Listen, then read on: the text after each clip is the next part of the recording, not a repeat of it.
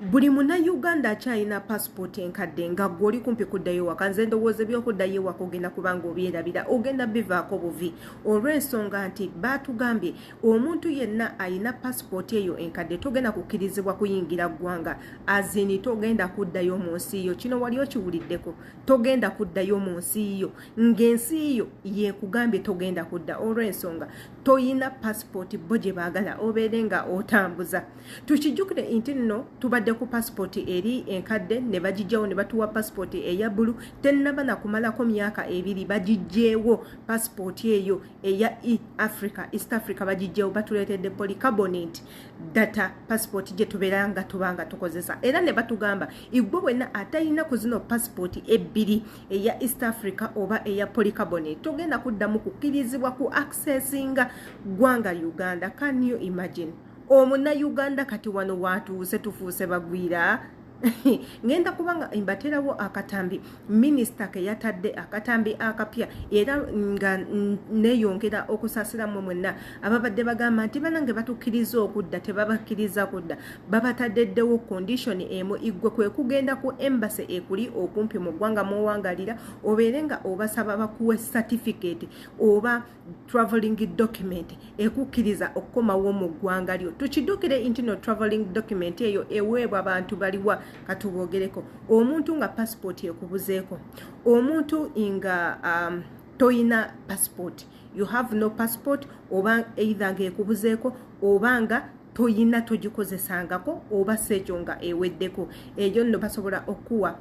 traveling document. Naye wano kyembuuza, Omunnayuganda weetaaga otya traveling document ekuzza mu ggwanga lyo Uganda nga you have a passport? Bino bye tusiiba tubeera nga tucomplaininga ku nsi yaffe Uganda, abasinga ne balowooza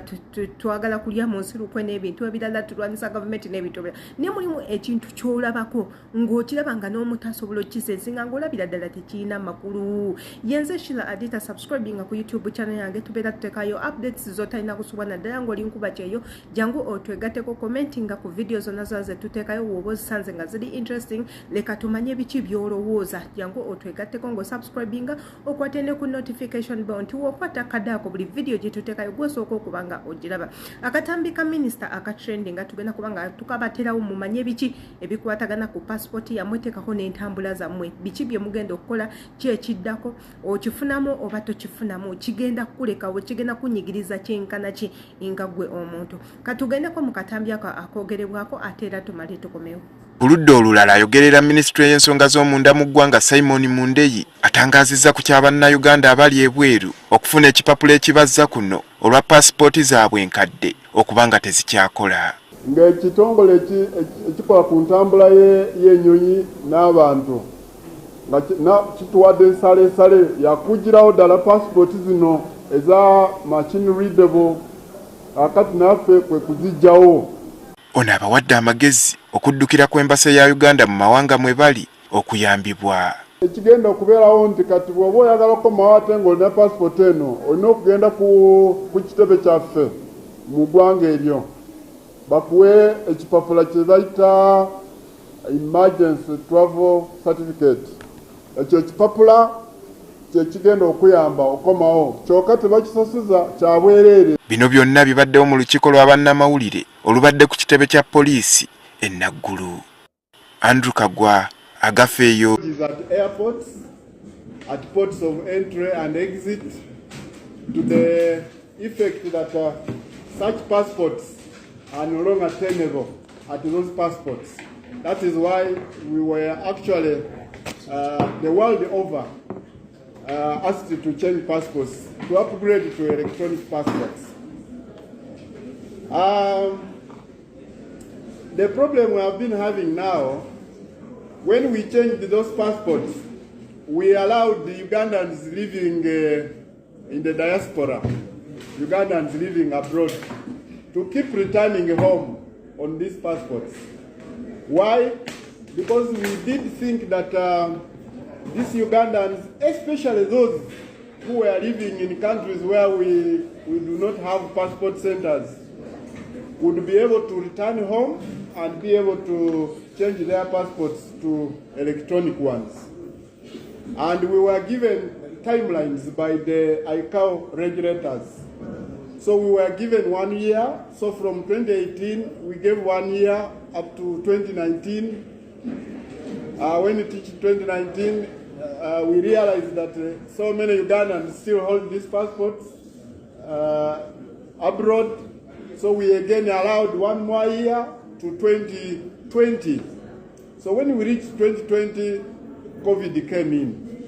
When COVID came in, we said, no, we cannot now outlaw Ugandans with this passport. We again gave 1 more year to 2021. 2021, we again realized that some more Ugandans still have these passports. We said, okay, we can now again allow for 1 more year to 2022. Now, when it came to 2022, of course, most Ugandans had now migrated to electronic passports. Last week, when we were launching the polycarbonate passports, we ceased to use these passports forthwith. Even for those diasporans who are returning home. But we are not saying that Ugandans will not be allowed to come home if they don't have this type of passport. What is going to happen is, if you want to return home, you are out there and you cannot renew your passport and you hold this type of passport, please report to the embassy. The embassy has a document known as emergency travel certificate. It is blue in color and it is issued free of charge to Ugandans who are willing to return home, who do not have passports.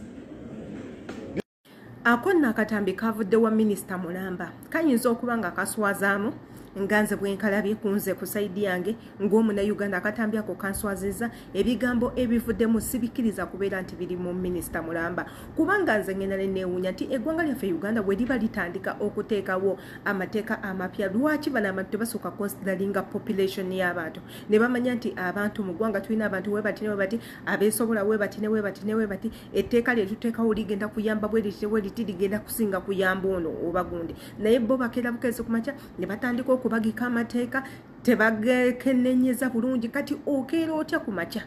ensi ennamba nebeera ne passport 3 nga zonna zifunctioninga ensi nekeera etya ku makya ng'abantu passport ziri ze mwagala babeere nga bejjako bali mu nsi ez'enjawulo tezinnatuuka kiseera kye mwagamba nti omwaka bwe kuti ne bwe kuti zino passport zijja kuba tezikyakkiriza nga omwaka ogwo tegunnatuuka ate ne muleeta passport empya n'empya gye muleese abantu bakagifuna baba batambudde amawanga ate muleese passport empya mugenda lwanisa mutya kano akavuyo ekintu ekyo sekitegeera katugendeko mu buvideos bw'abantu abamu abawadde endowooza zaabwe ku nsonga ya passport wabula nga ate naawe twagala otweyungeko nga gwe Omunnayuganda wano nsiiba mbagamba nti no okulwanirira eddembe lyo kikakatako gwe ng'omuntu naddala nga olina ebintu ebikunyigiriza ebintu by'olaba nti nno si bituufu mu bulamu bwo oba ebintu byonna byonna nga gw'olaba nti nno kikunyigirizanga gwe omuntu oba kirinayo omuntu omulala gwe kigenda okunyigiriza tuba twetaaga ne mubeera nga mukomentingako y'ensonga kyovula batusaba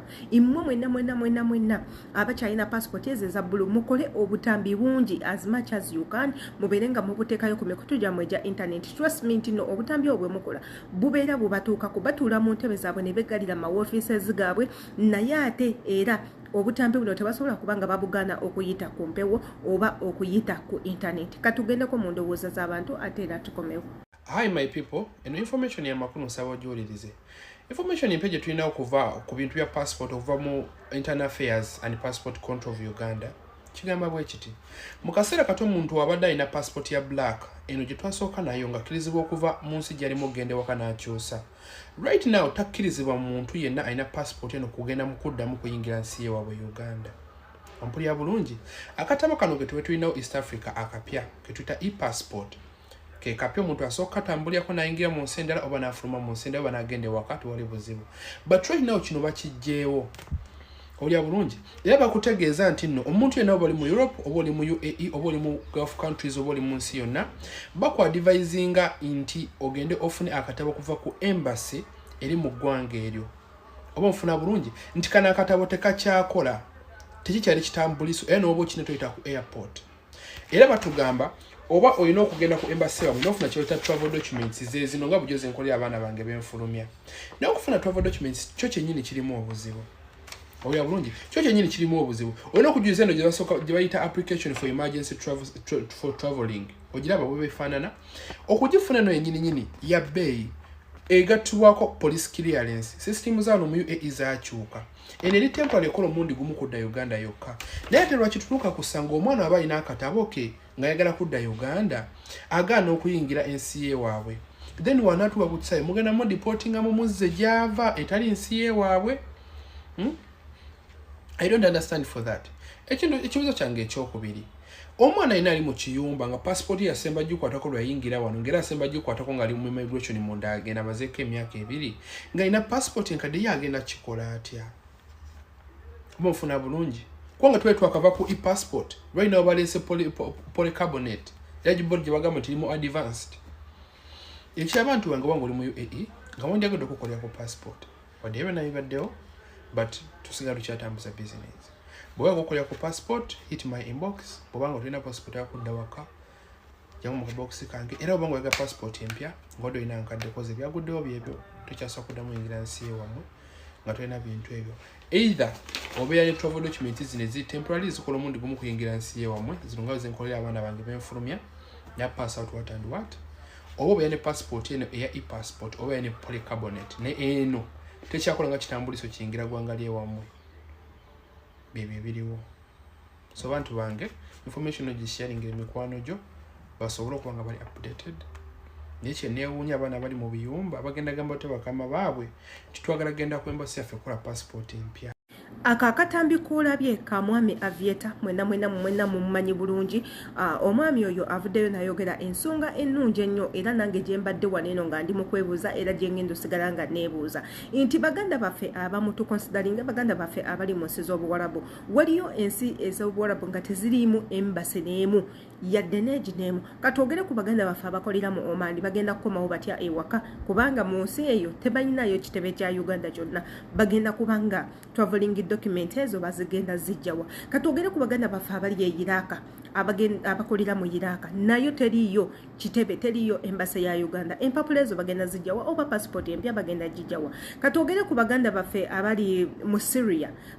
tulina abana Uganda bangi nnyo abakolerayo nga bakyali ku passport ziri enkadde bo passport empya oba ne traveling document bagenda kubanga bazijjawa okusinga okutagaza omuna Uganda eno neeri government yaffe ya Uganda yandibadde wise enough negamba nti no mwena abali e Bulaya buli akomawo ng'olina passport eyenkadde giteeke ebbali tegenda kukkirizisa kufuluma lwansonga mu nsi yaffe Uganda kiraga nti passport eyo ensazeemu tekyakola era omuntu yenna okutambula of course olina okufuna passport empya naye tekyetaagisa gwe okugamba togenda kukomawo olw'okuba olina passport enkadde these people what they don't know nti mu nsi zino ffe ze tulimu zino passport ze bagamba nti tezikola eno zikola era bw'obaako n'ekintu kyonna kye weetaaga bakikugamba bring your passport era ogenda kugireeta wabula tebagenda kugamba go and bring your travel certificate tebagenda gikutuma bagenda kusaba passport gye bagenda scanninga reason lwaki passport eyo yekyalimu visa yakuyingiza mu nsi muno era ye passport emu gye balina okusikaninga okulaba visa yaggwako oba nedda basobole ogikansolinga ndowooza ensi yaffe yeetaaga okuba nga etuula wansi weeba eyagala kukulaakulanya nsi yaffe of course tukyagala nga ffe abannayuganda twagala naffe ensi yaffe ekulaakulaneko that's a good idea we baba gireese kuba etufavoringa nga ffe abantu naye up to what level wetufevalingira paka ku level ki nze ngamba balina okutwala obudde bwabwe ne batapapa ku confusing abantu olese passport eno ate enkera eno batuule wansi balowooze impaka we banakaminga up with a very good idea kuki kye balina okukola dani okutubonyaabonya okutuuka ku eryo sayenze shila adita gwe kamanye ki kye weelowooza nga weeyambisa mu comment section jukira comments ezo tubeerayo nnyo nga tuzisoma ate era tuzireceiving era namwe mwenamwe n'abakommenti nga tubagala nnyo mwebale kwerekereza budde see you in my next video.